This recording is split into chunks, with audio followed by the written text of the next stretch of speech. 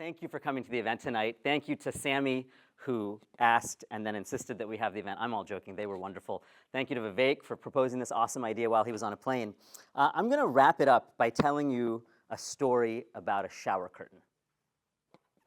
How many of you have been in a 1-star, 2-star, or 3-star? Just generally not in the 4 and 5-star, but like anything that's from the mid-tier down, hotel room that has a curved shower curtain. You go in the shower, and that shower curtain is curved. That curved shower curtain is a canonical design. Before the curved shower curtain, all of the curtains, you can be on that one, Mung Mung, were straight. Like they just went straight across, you hung a curtain off them, and they kept the water from spilling all over the place, and that was fine for like 100 years, or however long we had them.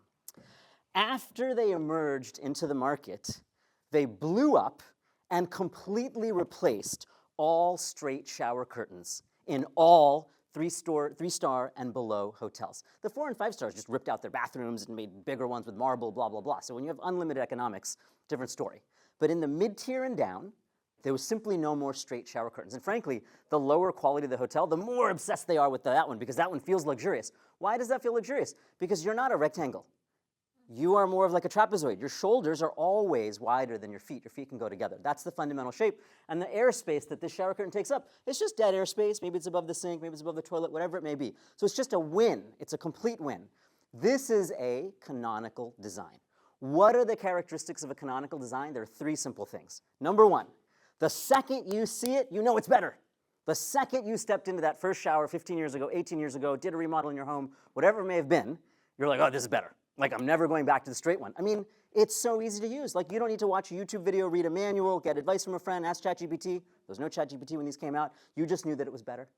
Second key characteristic of a canonical design is that it is actually at the same technological level as the thing that it takes over. The same companies manufacturing straight shower curtain rods can readily manufacture curved ones.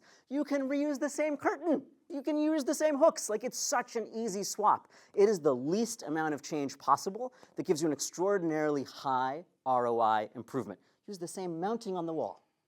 And the third is that it sweeps the market, right? It's at the same cost level, same complexity level, and now on the next slide, it is the dominant solution, right? There's no more debate. Like, nobody says, oh, different people can have different perspectives. We can agree to disagree. Some people prefer the straight shower curtain. It just completely sweeps the entire market, like 95% of the market. There are things that are awesome that are not canonical designs. My daughter has a one-wheel, which is like the precursor to a hoverboard. It's awesome. I mean, she is going 4 miles across the breadth and depth of Palo Alto on this one wheel. It's incredible. It's not a canonical design. It's like $1,000. It's complicated. You have to take 30 minutes of training, hand pads, knee pads. I mean, it's dangerous. It goes 16 miles an hour. There's a lot of complexity. So it's an amazing product, but it is not a canonical design, which is why it has 1% market share. 99% of the skateboards in the world are still regular, boring old skateboards. Not a canonical design. My Tesla, amazing product, world-changing, life-changing, game-changing. Not a canonical design. Like, way more expensive, way more sophisticated, way more complicated, 1% market share. Canonical designs completely eliminate the prior version of the product, capability, or tool, or service to such a degree that we forget that the old one ever existed. So that is my story about a curved shower curtain rod that is a canonical design. Let's go to the next slide. What Vivek saw on the 5th of December when we enticed him to our office with a free harvest chicken salad from Whole Foods. That is the price of an hour of his time. That's the price. You too can have the lunch with an illustrious CEO for a garden harvest chicken salad. What he saw was a canonical design. And to his credit, he saw it in 1 second, because any good canonical design should be immediately obvious to a reasonable person that knows what they're talking about. He said, Sumit, oh my God, I have been shilling surveys for 21 years. What do you like? What do you not like? Do you want it to be blue? Do you want it to be pink? You're telling me I can add question 11 to my 10-question survey and ask the user everything you bought on Amazon for 5 years, everything you bought on Costco for 5 years, everything you've done on Spotify, Netflix, Disney+, all of that is available as a question 11, 15 seconds. Is it a canonical design? It was intuitively obvious to him that anytime you run 5,000 surveys, why would you not want whatever response rate you get, 5%, 10%, 15%, but whatever you can get, why would you not want that? He certainly wants it for all of his customers. So it meets criteria number 1 of the canonical design. I don't think I have to explain to you why a 10-question survey about what the user says and expresses and reveals about himself or herself is augmented and improved by the empirical evidence of what that person has done. It's fairly obvious. Second criteria was, what's the cost? Is it super sophisticated? Is it super complicated? Do I have to train everybody how to use a new AI assistant? 50% of the time they're worried about training the damn thing to take their job away. Other 50% of the time they can't get a good answer out of it. Complicated. I love AI, use it all day. But it is, like my Tesla, like the One Wheel, it's not a canonical design, even though it's ripping through the entire industry, because it's expensive and complicated. By the way, we're all using super subsidized versions of AI, right? Subsidized by Andreessen Horowitz and the government. It is not $20 a month. It is like $3,000 a month worth of tokens that most of us are consuming for questions like, I don't think that that person liked what I said. Could you please give me something better to say? This is not a high-value use case. There's no economic ROI on that. But everybody's busy slinging tokens on that all day long. But that's okay. We still love it, and it will be amazing. Don't get me wrong, like multi-trillion dollars. But it's not a canonical design because it is very expensive and sophisticated. And the third one was, will it replace, because it's a modest improvement, obvious improvement, cost-effective improvement, the old? And in an instant, before he was halfway through the salad, he was like yes to all 3 of those. It's intuitively obvious that it's better. I'm paying my guys $5 to take a survey. They're sitting still for 5 minutes. I'll pay them $5.50 to take the survey. They'll sit still for 6 minutes. Like, it's very, very manageable. And the third criteria was, will all of my customers ever want a survey without this again? The answer was no. If they can have it, why would they not want it? So he concluded all of those things before the salad was done, and we ended up coming together to partner, to be friends, to feel like brothers from another mother, to host events together, the whole 9 yards. It all unfolded from there because what he recognized in that moment was the beginnings of a canonical design. And that is the one thing I want you to take away from this, that we can talk about the big picture items, total reimagination of massive sectors of the economy, and we can talk about very tactical things, whether it's on the phone, whether it's online, whether it's on TV, when we engage with people to do like this one fundamental building block of our work, and there are many building blocks, but this is one of them, this concept of surveying people, asking them. We get their expressed preferences, and now in this canonical design of Question Pro plus Aria, we get their revealed preferences. And you just marry those 2 things together like peanut butter and jelly, right? They're better together. That whole is much more powerful than the sum of its parts. Because you can survey someone who you have been asking longitudinal questions to for 3 years and add this question 11, this notional question 11 of what did you do on Amazon for 3 years, and you can now contextualize everything they've said for the last 3 to 5 years on an identified basis, on a by-name basis, not the random pool of 2 million people that are playing the video game, the people that you have spent time and energy getting to know, that you have collaborated with, that you have curated in a community. That's the power of the canonical design that Vivek saw when we had lunch. Let's go to the examples. Oh, there's one question that people always kind of object to that I just want to address. There are a million questions, but the most important one is, will users share their data? And the answer is, well, will they answer your 10 survey questions? If they're sitting still to do that for one of the 3 fundamental human reasons, which I'll tell you about in 1 second, then yes, they will share their data. Fundamental reason number 1, they hate your product. That's the most powerful. Hatred is the most powerful. See that all over the world. They want to complain. That is why they'll give you feedback. Right? Number 2, they love your product. They love it so much that they want to evangelize. They want to share the joy of your product with their friends and family and loved ones. That's number 2. Number 3, absent hate, absent love, which are strong emotions and ironically very similar emotions on the circular continuum, not the spectrum, they're just being bribed, right? $5, video game, discount, 1 more month of service, like whatever it is that you're giving them, membership in a tier, it doesn't matter what the bribe is, but they're doing it because there's an economic or a transactional exchange of some sort. Doesn't matter what they are.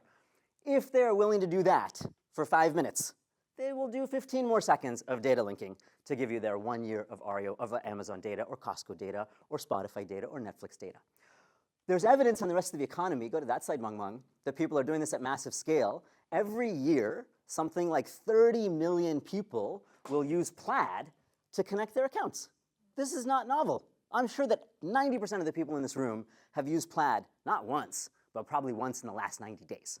Like, that's how prevalent Plaid is, right? 1 in 3 people. You don't need to know Plaid as a company. You don't need to care about Plaid. It's not a consumer brand. It's just the plumbing underneath that enables data connections. Delta and Starbucks did a partnership where if you link your accounts, you will get a massive discount on the Starbucks coffee you buy in the 24-hour window of time around your ticket. So you're flying at noon on a Saturday, the coffee before and the coffee after that 24-hour ticket window will be discounted, and you get points and stars and so on and so forth. 16 million people signed up, 1 million people in the first 16 days, and like 20 million people in the first 90 days. So we're not talking about 1%, 5%, 10%. We're talking about full swaths of the US economy or US consumer base that are comfortable with the overall macro concept of data linking. Okay, so let's now get into just really showing you what the peanut butter and jelly go together like and how it tastes. First question, we'll give you an example. These are real survey questions that we run, real user data that we run. Normal survey question, give us your top battery brands. People will say, oh, Energizer's a top battery brand, Duracell's a top battery brand. That's a normal survey response. But when you add in the canonical design attribute of the real user data, a very different story emerges. Holy smokes. Energizer, Energizer, Energizer, Energizer over the last 3 years, and a precipitous decline 6 months ago. Duracell, Duracell, Duracell, next to nothing 6 months ago, jumps up to 80% of total purchases. The answer given here is totally accurate. My top two are Energizer and Duracell. But we augment that survey question with a totally enlightening and illuminating story that is much more interesting. We get to see when that happened. We get to see how that happened. We might have surveyed that person 6 months ago, 9 months ago, 12 months ago. We get to look back on all of that data. So the thing that's exciting about a canonical design, like the curved shower curtain, your existing shower tub, your existing wall mount, your existing curtain got better. The thing you had already paid for got better. The surveys you already ran backwards in time get better. Next example. Which devices in your home are frequently powered by batteries, right? Very normal, TV, entertainment, children's remotes. This puts all of these devices and choices on a level playing field. But there's richness, really simple richness and color. Children's toys are more than double, approaching triple, the other 2 or 3 things put together. This is clearly because you already have the demographics, children's household, maybe there's been a new baby, maybe there's been an addition to the family or change in the household such that this behavior has changed. So you can have things that tell a really radically different story, you can have things that tell a complementary story, you can have things that agree with the survey data, or you can have things that disagree. Like the data doesn't care, it just tells you what it is about that user's life. It's up to you, as Janani was pointing out, to bring that human discretion and judgment and interpret and extract value from that data. And then the final example. We have a pack of 16 rechargeable batteries, right? That's the form factor. We're going to run that Van Westendorp analysis. What is too cheap? What is too expensive? What is just right, Goldilocks style? So the user often answers with what they want and what they wish. They wish it were a little less expensive on the high end. They probably have a higher floor than they tell you that they do. And you guys have ways of normalizing out that bias, of improving the quality of the data, even with these responses. But boy, isn't it a lot easier to just say, hey, approaching Christmas with a whole bunch of toys coming in the house, the guy pays what the guy pays. He pays 20 bucks, 21 bucks, 22 bucks. He has actual data in his data trove that tells you what he's willing to spend. So it doesn't replace, by any means, the need for the survey, just like the curved shower rod doesn't replace the need for the shower. You need the existing infrastructure. It just complements it. Every single time you take the shower, the curved rod complements it. Every single time this survey runs, this data complements it. So I want to thank Vivek for having seen so much in so short a time. I want to thank all of you for coming. I hope that this was valuable. I hope that all of our speakers gave you just enough to desperately want more to talk to them, with the exception of me. I know you heard enough from me. And I hope that you will come again when we invite you. Let's give all of you a round of applause. Thank you so much for coming.